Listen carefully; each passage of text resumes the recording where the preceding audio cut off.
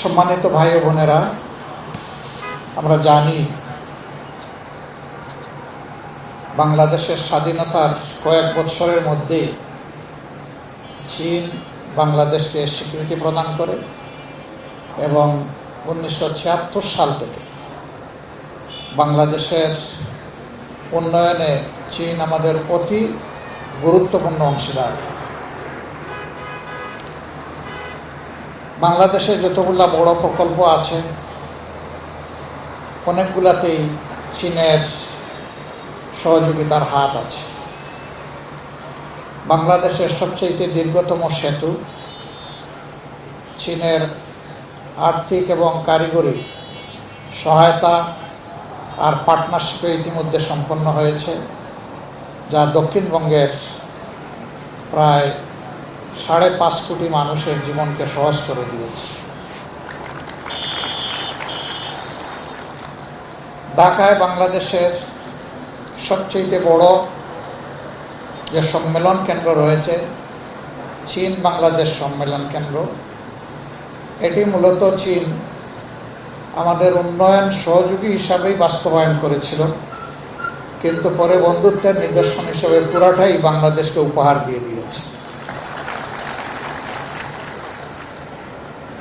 আমরা এই জন্য বাংলাদেশের জনগণের পক্ষ থেকে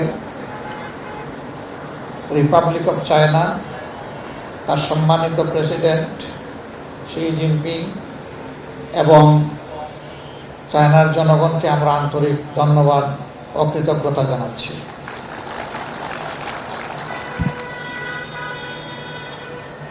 চীনের এই যাত্রা আমাদের জীবনের সাথে অঙ্গাঙ্গিভাবে জড়িত এবং মুসলমানদেরও একটি ঐতিহ্যগত সম্পর্ক চীনের সাথে রয়েছে। চীন থেকে গুরুত্বপূর্ণ ব্যক্তিরা এখানে এসেছেন, তারা এখানকার সমাজ পরিবর্তনে অবদান রেখেছেন। আবার এই অঞ্চল থেকেও জ্ঞানীগুণী ব্যক্তিরা তাদের জ্ঞানের পরিসর আরও বৃদ্ধি করার জন্য চায়না সফর করেছেন। সেখান থেকে বিজ্ঞান, প্রযুক্তি, ভাষা এই সমস্ত বিষয়ে তারা উৎকর্ষ সাধন করে এসেছে। দুনিয়ায় ভাষার দিক থেকে যে সমস্ত জাতি খুবই কাছাকাছি, তাদের মনের আদান প্রদানটা হয় চমৎকার। আমরা চাই যে চীনের সাথে আমাদের ভাষাগত এই বন্ধন আরও সুদৃঢ় হোক, তাহলে আমাদের হৃদয়ের বন্ধনও আরও সুদৃঢ় হবে।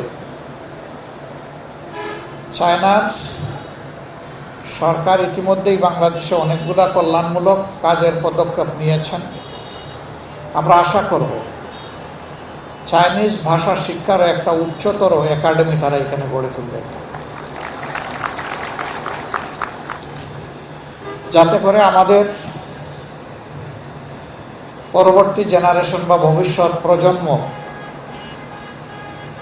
চায়নার সাথে আরও বেশি ঘনিষ্ঠ সম্পর্ক গড়ে তুলতে পারে।